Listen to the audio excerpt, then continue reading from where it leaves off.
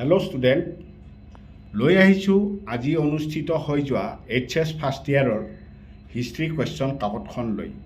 এই কুৱেশ্যন কাকতখন যদি আমি ভালদৰে ফ'ল' কৰি চাওঁ তেতিয়াহ'লে তোমালোকে দেখিবলৈ পাবা আমাৰ আউট অফ চিলেবাছ 4টা পাঠ এইবাৰ নালাগে বুলি কৈছিলে, কিন্তু সেই 4টা পাঠৰ পৰাও ইতিমধ্যে কুৱেশ্যন দি দিছে ইয়াত।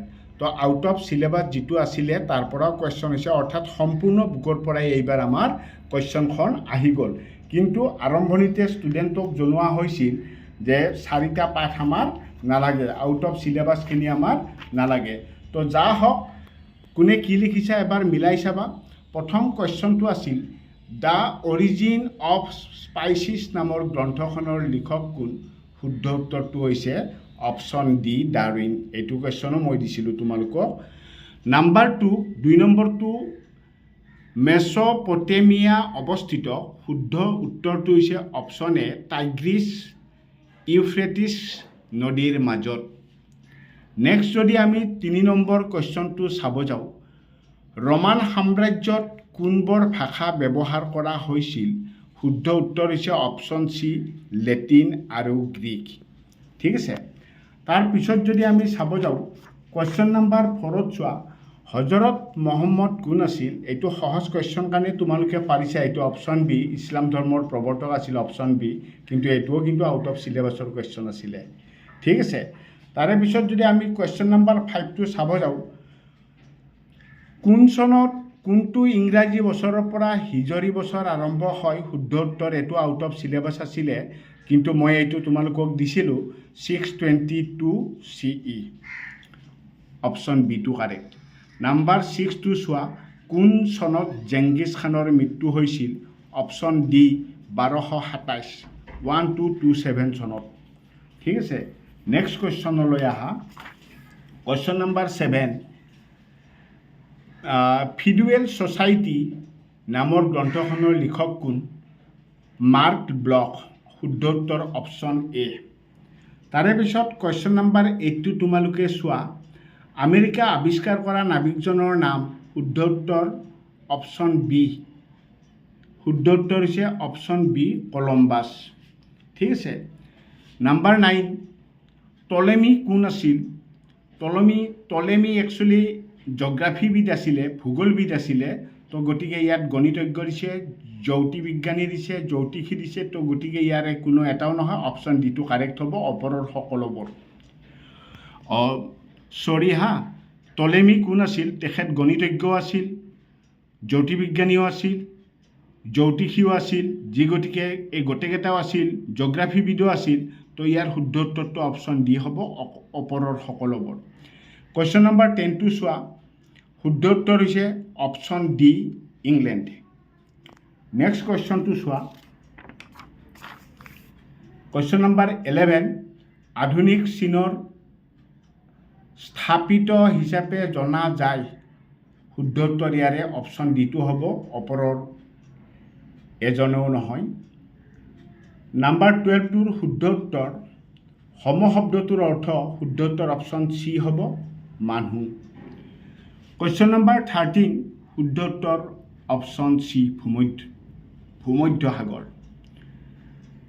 14 নম্বৰটোৰ শুদ্ধ উত্তৰ হৈছে অপশ্যন এ, জেমছ হাৰগ্ৰিভছ। ঠিক আছে। নেক্সট কুৱেশ্যনটোলৈ আহা, তোমালোকে মিলাই চাবা। নাম্বাৰ 15টো শুদ্ধ উত্তৰ হৈছে মনালিছা, অপশ্যন ডি। লিঅ'নাৰ্ডো ভিঞ্চিয়ে অঁকা ছবি এখন আছিল মনালিছা। 16 নম্বৰটো চোৱা, অপশ্যন এ কাৰেক্ট। 17টো চোৱা, অপশ্যন ডি কাৰেক্ট। 18 নম্বৰটো চোৱা, অপশ্যন ডি কাৰেক্ট, ডিটো কাৰেক্ট। 1498 চনত আহিছিল ভাস্কো দা গামা, ভাৰতৰ কলিকত বন্দৰত উপস্থিত হৈছিল। 19 নম্বৰৰ শুদ্ধ উত্তৰ অপশ্যন চি, 1947। 20 নম্বৰটো শুদ্ধ উত্তৰ অপশ্যন বি। তাৰে পিছত 21টো চোৱা তোমালোকে, শুদ্ধ উত্তৰ অপশ্যন ডি হ'ব। 22টো মিলাই চোৱা, 22টো হ'ব অপশ্যন চি, 1453। নেক্সট নাম্বাৰটো চোৱা, 23 শুদ্ধ উত্তৰ অপশ্যন এ। নেক্সট নাম্বাৰ 24টো চোৱা শুদ্ধ উত্তৰ অপশ্যন এ আইজাক নিউটন 25টো চোৱা শুদ্ধ উত্তৰ অপশ্যন চি 1868 নেক্সট পেজলৈ আহা 26 শুদ্ধ উত্তৰ হৈছে অপশ্যন চি 27 শুদ্ধ উত্তৰ অপশ্যন এ 28 শুদ্ধ উত্তৰ অপশ্যন বি 29 শুদ্ধ উত্তৰ অপশ্যন ডি কুৱেশ্যন নম্বৰ 30 শুদ্ধ উত্তৰ অপশ্যন চি 31 শুদ্ধ উত্তৰ অপশ্যন বি 32 শুদ্ধ উত্তৰ অপশ্যন এ 33 শুদ্ধ উত্তৰ অপশ্যন বি বাষ্পচালিত ইঞ্জিন আৱিষ্কাৰ কোনে কৰিছিল জেমছ ৱাটে অপশ্যন বি নেক্সট 34ত চোৱা অষ্ট্ৰেলিয়াৰ ৰাজধানী উত্তৰ অপশ্যন চি কেনবেৰা 35টো চোৱা শুদ্ধ উত্তৰ অপশ্যন চি 36 শুদ্ধ উত্তৰ অপশ্যন এ 39 শুদ্ধ উত্তৰ অপশ্যন এ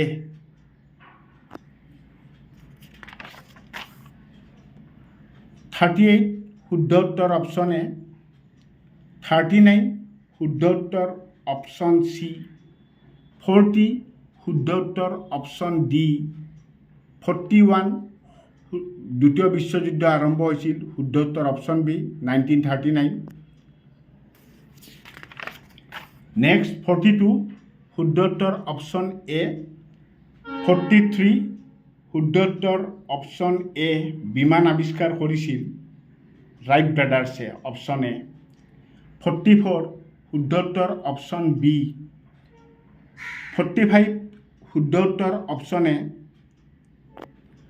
নেক্সট 46ত চোৱা 46টো শুদ্ধ উত্তৰ অপশ্যন বি 47ৰ শুদ্ধ উত্তৰ হ'ব অপশ্যন ডি আৰু 48 শুদ্ধ উত্তৰ অপশ্যন ডি 49 শুদ্ধ উত্তৰ অপশ্যন বি 50 শুদ্ধ উত্তৰ অপশ্যন বি তো এইখিনি আছিল তোমালোকৰ আজি হৈ যোৱা হিষ্ট্ৰী পেপাৰৰ MCQৰ সমাধান তো বাকী কুৱেশ্যনখিনিও তোমালোকক এবাৰ মই দেখাই গৈছোঁ তোমালোকৰ এক্সাম কেনেকুৱা হ'ল কমেণ্টত জনাবলৈ পাহৰি নাযাবা ঠিক আছে নেক্সট যি এক্সাম আছে তাৰ কাৰণে তোমালোকে ভালদৰে ৰেডি হৈ লোৱা ঠিক আছে এতিয়া এই পেপাৰখন অলপ চাই লোৱা ঠিক আছে আউট অফ চিলেবাছো আহিছে 4টা পাঠ আউট অফ চিলেবাছ আছিলে তাৰ পৰাও কুৱেশ্যন এইবাৰ আহিছে